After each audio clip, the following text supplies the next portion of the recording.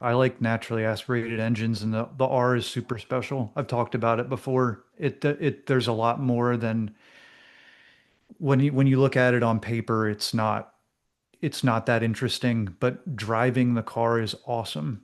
The what they did to make that car work is really great. And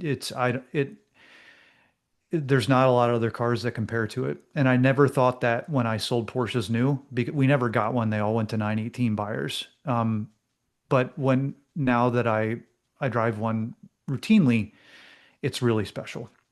That's awesome. David, what do you think?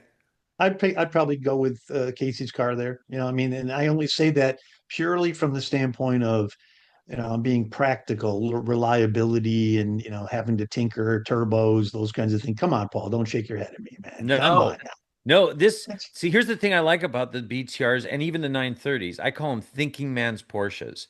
They test drive like shit. Hold on. If You just said David and Casey aren't thinking. They're not thinking men. So I Yes, these appreciate are that. these are the 911R is lovely, and I did choose it on the next thing, but the problem is the 911R is too easy.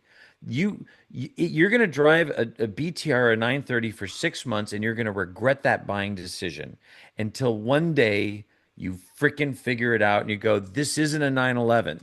This is a whole different thing. And when you learn to drive it, and this is out of personal experience, it is like hitting a hole in one in golf, sucking at golf You and can't hitting a just hole in say one. that. So you can't just say that. So when you're saying that versus a 930 turbo, something equivalent, tell me what the difference is. Tell me why you're so unique.